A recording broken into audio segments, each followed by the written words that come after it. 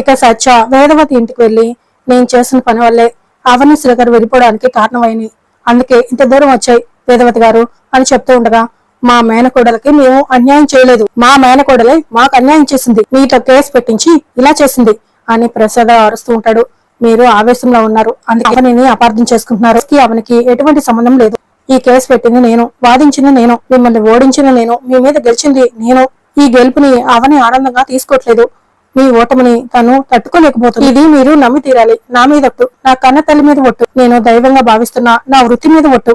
నాది తొందరపాటి శరీరం, అందుకు నేను మీ ముందు తల వంచి ఒప్పుకుంటున్నాను, చేతులెత్తి క్షమాపణ వేడుకుంటున్నాను. అలాగే నాకు ఒక్క అవకాశం ఇవ్వమని కోరుకుంటున్నాను అని సత్య అడుగుతూ ఉండగా, అవకాశమా ఎందుకురా, మా అందరికి యావజ్జీవ కారాగార శిక్షను లేదంటే ఉరి శిక్షను వేయించడానిక అని కిట్టు అడుగుతూ ఉంటాడు. ఇక సత్య ఈ కేసుని రీఓపెనింగ్ చేయిస్తాను, మీకు అనుకూలంగా వాదిస్తాను, మీరు పోగొట్టుకున్నవి తిరిగి మీకు పొందేలా చేస్తాను, అందుకు అవకాశం ఇవ్వని అడుగుతున్నాను. It's my promise. ఒకవేళ కోర్టు గనక నాకు వ్యతిరేకంగా మారితే కోర్టు ముందు దోషిగా మారి నేను శిక్ష అనుభవిస్తాను, అందుకు నేను సిద్ధంగా ఉన్నాను. ఒక కుటుంబాన్ని నిలబెట్టడం కోసం నేను ఓడిపోవడానికి సిద్ధంగా ఉన్నాను. ఇవి నోటి నుండి వస్తున్న మాటలు కాదు, మనసు నుండి వస్తున్న మాటలు, పశ్చాత్తాపంతో వస్తున్న మాటలు. నేను చేసిన తప్పుని సరిదిద్దుకునే అవకాశం నాకు ఇవ్వండి అని సత్య అడుగుతూ ఉంటాడు.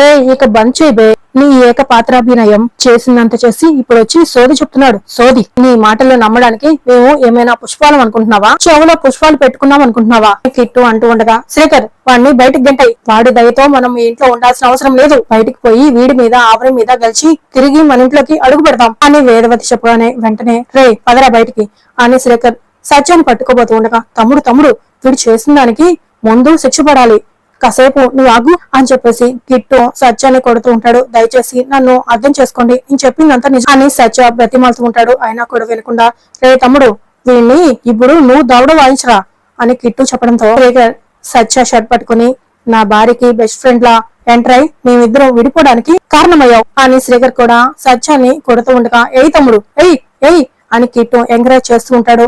అంతలో ప్రసాదరావు, శ్రీకర్ ఇక చాలు వదిలే, బయటకు పంపించేయని అని అరుస్తూ ఉంటాడు. ఇక దాంతో కిట్టు శ్రీకర్ ఇద్దరు కూడా పదరా సత్యాన్ని పట్టుకొని లాక్కొని వెళ్లి బయటికి నెట్టేస్తూ ఉంటారు. మరోవైపు అవని ఆటోలో వస్తూ ఉంటుంది. ఇక శ్రీకర్ బయటకు నెట్టేసి, మరోసారి మా ముందుకు వచ్చే సాహసం చేయకు, ప్రాణాలు పోతాయి, అర్థమైందిగా పో. శ్రీకర్ కిట్టు ఇద్దరు కూడా వాడిని వచ్చి తలుపులు వేసేసుకుంటారు.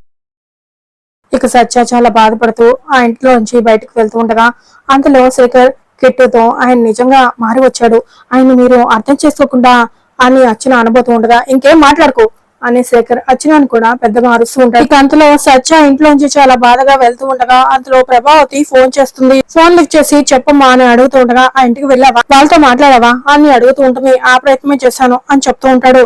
వాళ్ళు అర్థం చేసుకున్నారా అని ప్రభావతి అడగగానే, ఇంకా ఎక్కువ అపార్థం చేసుకున్నారు అని చెప్తూ ఉంటాడు. అయినా సరే నీ ప్రయత్నం మాత్రం మానకు సత్య అని చెప్తూ ఉంటుంది. నిజానికి ఏళ్లు తక్కువ, ఆ బుద్ధానికి ఆయుష్ ఎక్కువ అంటారు కదమ్మా, ప్రస్తుతం అదే జరుగుతుంది అని చెప్తూ ఉంటాడు. అయ్యుండొచ్చు, కానీ నీలో వచ్చిన ఈ మార్పు ఎన్నో మార్పుల్ని తీసుకొస్తుంది.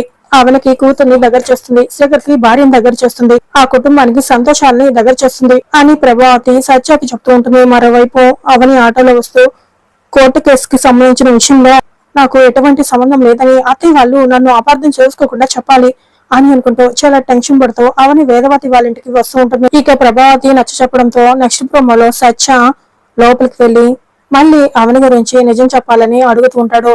ఇక దాంతో శేఖర్ 2 నిమిషాలు టైం ఇస్తా, ఏం చెప్పాలి అనుకుంటున్నావో చెప్పి తొందరగా బయటికి నడు అని శేఖర్ చెప్తూ ఉంటాడు. కోర్టు కేసు విషయం గురించి కాసేపు పక్కన పెట్టండి, ఇప్పుడు నేను మాట్లాడబోయేది శేఖర్ అవని జీవితాలకు సంబంధించిన విషయం అని సత్య చెప్తూ ఉండగా, అంతలోనే అక్కడికి అవని వచ్చి గుమ్మంలో ఉండి సత్య మాటలు వింటూ ఉంటుంది. అక్షయ శేఖర్కి కలిగిన సంతానమా కాదా అని మీరు డిఎన్ఏ టెస్ట్ చేయించారు, ఆ రోజు మీ దగ్గరికి చేరిన డిఎన్ఏ రిపోర్ట్ మార్చబడింది అని సత్య చెప్పడంతో అందరూ ఒక్కసారిగా షాక్ అవుతూ ఉంటారు. అలాంటి దుర్మార్గానికి పాల్పడింది వేరే ఎవరో కాదు, ఈ సత్యనే అని సత్య చెప్పడంతో వేదవతి వాళ్ళతో పాటు అవని కూడా ఒక్కసారిగా షాక్ అయిపోతూ తన హృదయం బద్దలైపోతున్నట్టు అంత కోపంతో రగిలిపోతూ సత్య వైపు చూస్తూ ఉంటుంది. ఇక సత్య అక్షయ అవని శేఖర్లకు కలిగిన సంతానం అని నిజం చెప్తూ ఉండగా, ఇక అవని చాలా కోపంగా సత్య అని అరుస్తూ లోపలికి ఆవేశంగా వెళ్తూ ఉంటుంది.